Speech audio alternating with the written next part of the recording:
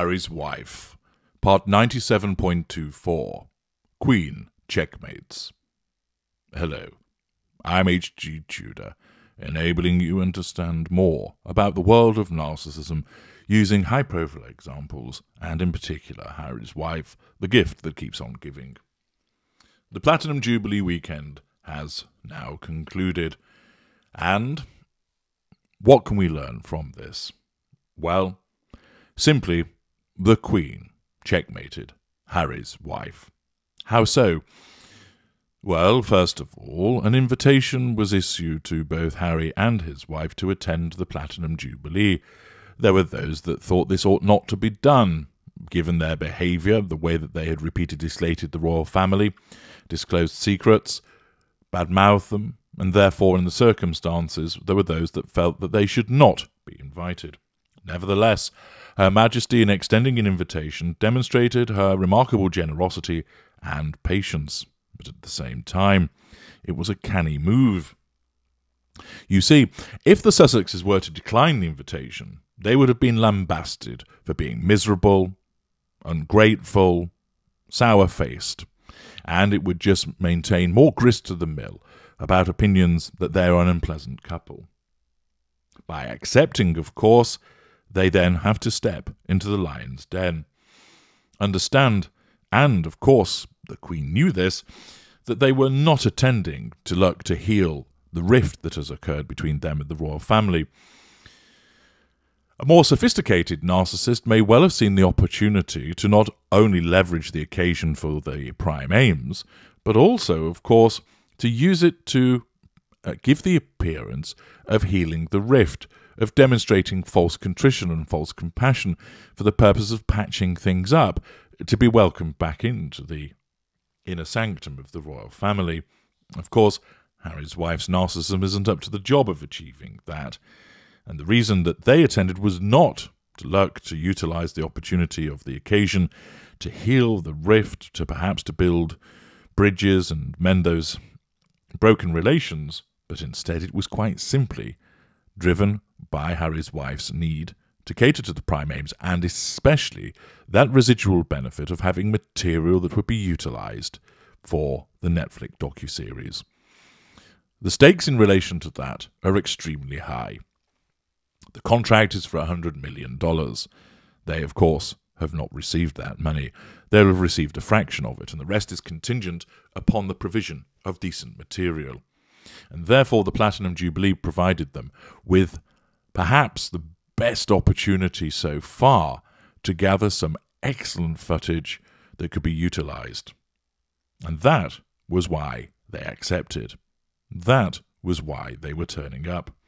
But of course, the Queen issued a diktat. There were to be no Netflix cameras, and therefore the very reason for which Harry's wife would be attending, and also to a lesser extent for Harry, pulled along by the leash that is attached to him from his wife, was taken away from them. No Netflix cameras. The Queen outmanoeuvres them again.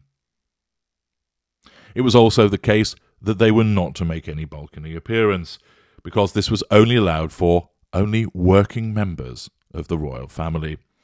As I've mentioned in parts passim, this will have caused nuclear wounding to Harry's wife. And again, another outmanoeuvring step by the Queen. With regard to their attendance at the service of Thanksgiving at St. Paul's Cathedral, of course, they had their own private entrance. This was not a coincidence. This will have been done. Events such as these are very carefully choreographed. Things don't happen by chance. They can't do so. And therefore, it was intended that they would be kept away from the other senior royals so that they could not be caught on footage with them, that there couldn't be any reaction, for instance, between Harry and William that could be exploited by the Sussexes.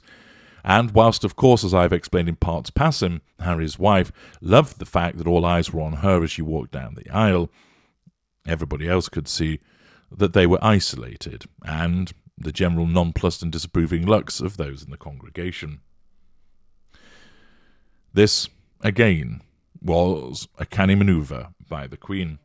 Of course, they were then placed in the second row, which caused both wounding and then later challenge fuel. And then their exit, to a mixture of both cheers and boos.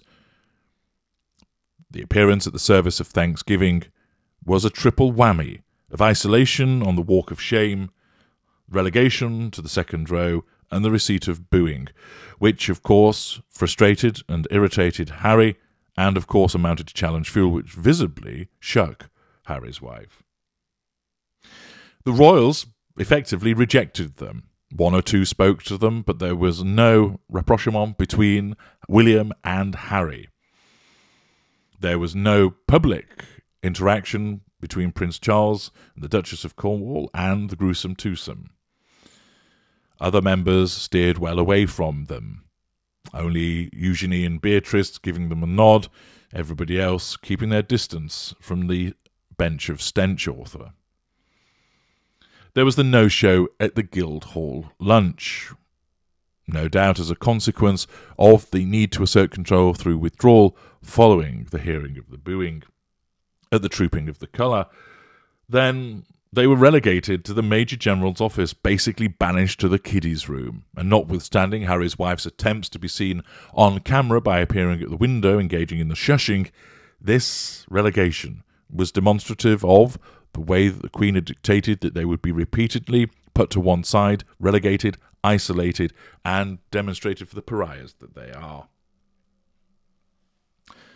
Much of this, remember, wasn't about punishing them, but rather protecting the institution that is the royal family by preventing them from getting footage which would be meaningful to them, and also because so many people had become so fed up at the way that the Sussexes leak details of discussions and conversations that nobody wanted to experience that again. And their banishment was more out of a protective measure than it was dictated by punishing them. Of course, there was no appearance by them at the Platinum Jubilee pageant. They flew out of Farnborough Airport at 1:30 p.m. on Sunday on a private jet, those eco-warrior credentials looking all the frailer as a consequence of these repeated private jet flights. Not so long ago, there was the one to Uvalde, reported in parts passim. This departure, of course, is the assertion of control by withdrawal, as Harry's wife, tail tucked firmly between her legs, basically thinks, time to go, no need to hang around here, and therefore doesn't make an appearance at the pageant. Undoubtedly, the Queen will have calculated that that would be the case, that the repeated snubs that they would experience would cause them to retreat, and it just makes them look mealy-mouthed, unpleasant and petulant that they departed. The Queen apparently met Lilibet, but she banned the Sussexes from having a private photographer at the occasion, as again they once sought to capitalise upon the meeting between Monarch and her great-granddaughter. The Queen outmanoeuvres once again. Ultimately, for commercial reasons, Harry and Harry's wife need to keep a close proximity to the British royal family. For all of their beliefs that they can lead an independent life, they can't. Financially, they were reliant upon Prince Charles for a period of time, and quite simply, strip away the titles and the connection to the British royal family, and what have you got? A rather dim-witted, often bad-tempered, but once quite playful and entertaining individual who has done nothing in his life other than sit in a bunker in Afghanistan, if reports are to be believed. He has no intrinsic ability, and whilst people regarded him warmly in the past because of his kind nature and playful attitude, he has diminished his own stock as a consequence of kowtowing to his wife's wants and desires, and by being affected by the way that she functions, his own emotional empathy for his family being thus diminished and reduced, he is engaged in repeated behaviours which have caused people to turn against him. Does he have any inherent talent that's left? No. He could have functioned as that playful, warm member of the royal family, and he would have been able to enjoy the warmth of the nation's support. But because of his wife's yanking of the chain and dragging him off to California, and the behaviours thereafter, he has lost that. And he has nothing to offer. He's no mental health expert. He's no entrepreneur. She is even worse. Changing supposed occupations, professions, and intentions on a weekly basis, she's author, screenwriter, bananatarian, politician, defender of the oppressed, saviour of the downtrodden, fashion icon, but it changes week by week, the chameleon that she is. Strip away the fact that she's married to number 6, and what have you got? Nothing. A mediocre actress. Nothing more.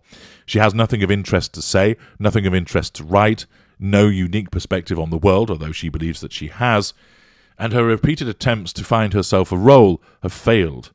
And therefore, were she to lose the title and have nothing to do with number 6, she would just go back to being a mediocre actress. The fact is, the only reason that the likes of Spotify and Netflix were interested in them and other brands is as a consequence of their connection to the royal family.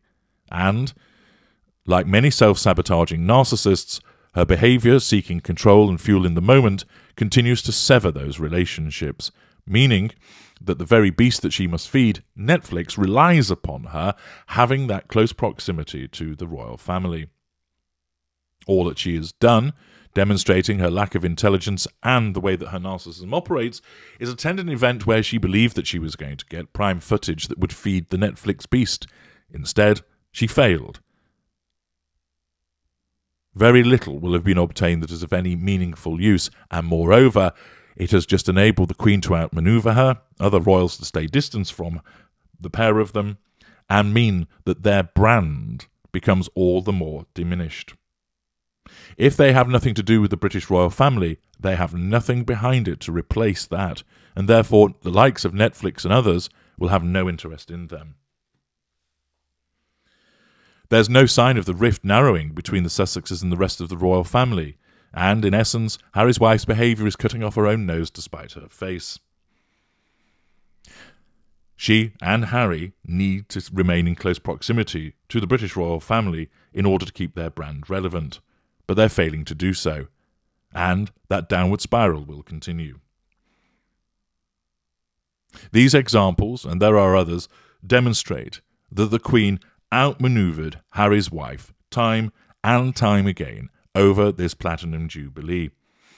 This is demonstrative of the way that the Queen, having dealt with many people similar to Harry's wife during her 70-year reign, has learned from those behaviours and has become a very sagacious canny operator. Harry's wife, once again operating in the moment, basically keeps fucking up. And as I've explained to many people, that they believe that Harry's wife full knows what she's doing. She doesn't, because if she did, she wouldn't keep making the errors that she keeps making. And in the circumstances, the repeated failures of this Platinum Jubilee weekend only go to reinforce the status of a mid-range narcissist. The Queen checkmated Harry's wife, and this is what happens when the monarch is properly advised about the narcissist and her narcissism. I'm H.G. Tudor. Thank you for listening.